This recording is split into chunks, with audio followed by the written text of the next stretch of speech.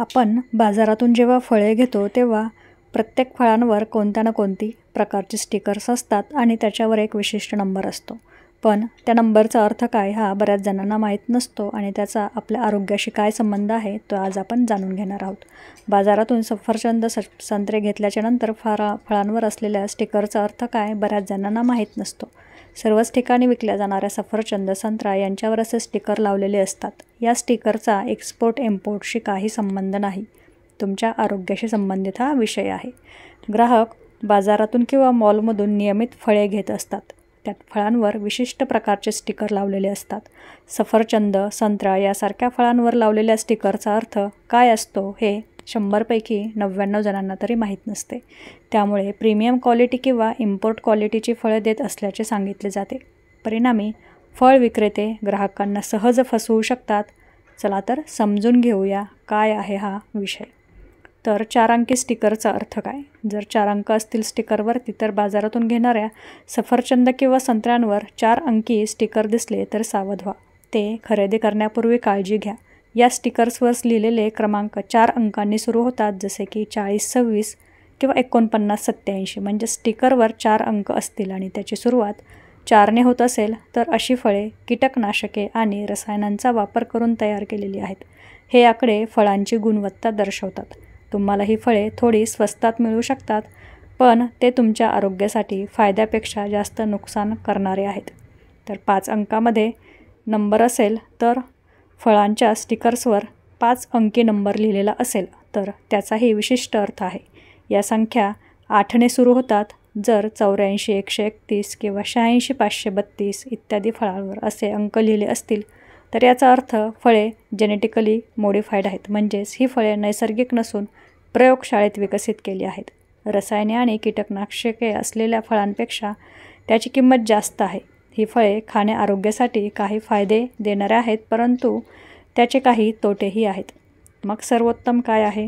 तर उत्तम दर्जाच्या फळांवर कोणत्या प्रकारचे स्टिकर्स लावले जातात ते पाहूया. उत्तम दर्जाच्या फळावर स्टिकर्सवरील संख्या 5 अंकीच असते, परंतु त्याची सुरुवात 9 पासून सुरू होते.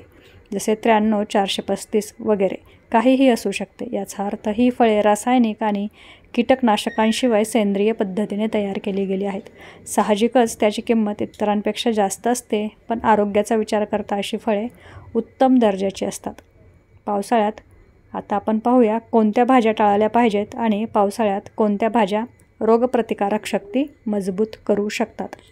पावसाळा सुरू होताच खाद्यपदार्थामध्ये कोणते बदल करावेत ते पण आजच्या व्हिडिओमध्ये आपण पाहणार आहोत. तर पावसाळ्यात संसर्गजन्य रोगाचा धोका जास्त असतो, कारण तापमान आणि वातावरणातील आर्द्रता कमी झाल्यामुळे चयापचय मंदावतो. त्यामुळे प्रतिकारशक्तींवर नकारात्मक परिणाम होतो.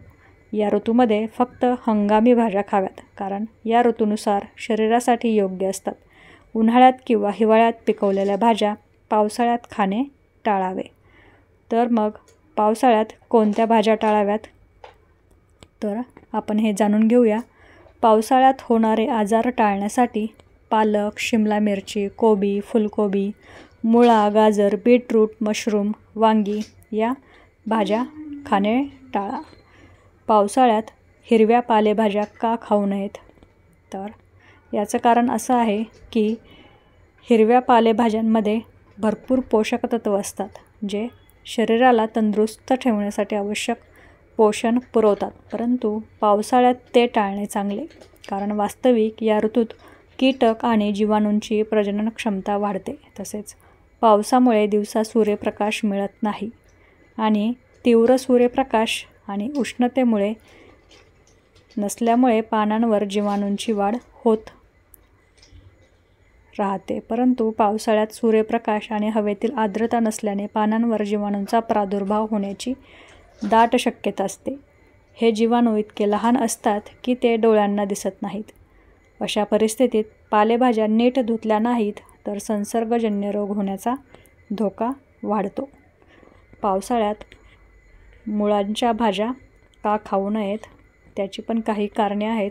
मुळा, गाजर किंवा सलगम यासारख्या भाज्या जमिनीखाली उगवल्या जातात. त्यामुळे जमिनीत असलेल्या जीवाणूंमुळे ते दूषित होण्याचा धोका असतो. पावसाळ्यात हा धोका अनेक पटीने वाढतो, कारण पावसामुळे जमिनीतील आर्द्रता वाढते. पावसात बॅक्टेरिया अधिक वाढतात, ज्यामुळे गॅस्ट्रोइंटेस्टायनल समस्या उद्भवू शकतात. त्याची लक्षणे जुलाबातून दिसून येतात. पावसाळ्यात वांगी का खाऊ नयेत? तर याचं पण काय रिझन आहे, तर जांभळ हा रासायनिक संयुगाचा समूह आहे ज्याला अल्कलॉइड्स म्हणतात. ही विषारी रसायने आहेत जी वांग्यासारख्या सर्व भाज्या कीटक आणि कीटकांपासून स्वतःचे संरक्षण करण्यासाठी विकसित होत असतात. तर पावसाळ्यात किडींचा प्रादुर्भाव जास्त असतो. अशा स्थितीत वांगी बुरशीजन्य होण्याचा धोका असतो.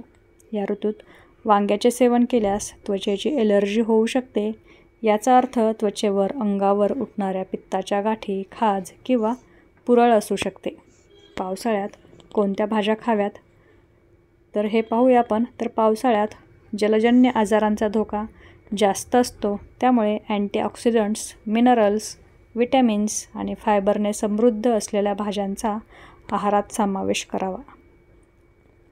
यासाठी तुम्ही तुमच्या आहारात कारले आणि पडवळ या भाज्यांचा समावेश करू शकता, कारण कारल्यामध्ये असलेले विटॅमिन सी रोगप्रतिकारक शक्ती मजबूत करते. याशिवाय पचनक्रिया सुधारून पोटाशी संबंधित अनेक समस्यापासूनही आराम मिळतो. पडवळ हे दाहक विरोधी गुणधर्मांनी परिपूर्ण आहे. रोगप्रतिकारक शक्ती मजबूत करण्यासोबतच ते बॅक्टेरियाच्या संसर्गापासूनही संरक्षण करते. पावसाळ्यात कोणत्या खाणे फायदेशीर आहेत ज्यामुळे तुमची प्रतिकारशक्ती वाढेल? तर त्या भाज्या म्हणजे कारले, पडवळ, दुधी भोपळा, तोंडले, ढेमसे, भेंडी, दोडका हे शरीरासाठी खूप उपयुक्त आहेत. तर या भाज्यांचा तुम्ही पावसाळ्यात आवर्जून वापर करावा. पावसाळ्यात स्वयंपाक करताना कोणती खबरदारी घ्यावी? तर पावसाळ्यात भाजीपाला बनवताना काही खबरदारी घ्यायला हवी. जसे या हंगामात कच्च्या भाज्या खाणे टाळावे, कारण त्यात बॅक्टेरिया असू शकतात. काकडी आणि काकडीची कोशिंबीर देखील खाऊ नये, कारण त्यात डोळ्यांना न दिसणारे बॅक्टेरिया असू शकतात. शिजवण्यापूर्वी भाज्या गरम पाण्यात थोडे मीठ घालून 10 ते 15 मिनिटे भिजवून ठेवा. यामुळे भाज्यांवरील बॅक्टेरिया नष्ट होतात. यानंतर पुन्हा एकदा स्वच्छ पाण्याने धुवून घ्या. बुरशीचा धोका टाळण्यासाठी भाज्या स्वच्छ आणि कोरड्या जागी साठवा. चाकू, कटिंग बोर्ड आणि इतर भांडी व्यवस्थित स्वच्छ करा. त्यानंतरच त्यांचा स्वयंपाकात वापर करा. या टिप्स होत्या आपल्या काही आजच्या. तर या टिप्स जर तुम्हाला उपयोगी वाटल्या असतील तर व्हिडिओला एक लाईक करा आणि चॅनलवर नवीन असाल तर चॅनलला सबस्क्राईब करायला विसरू नका. धन्यवाद.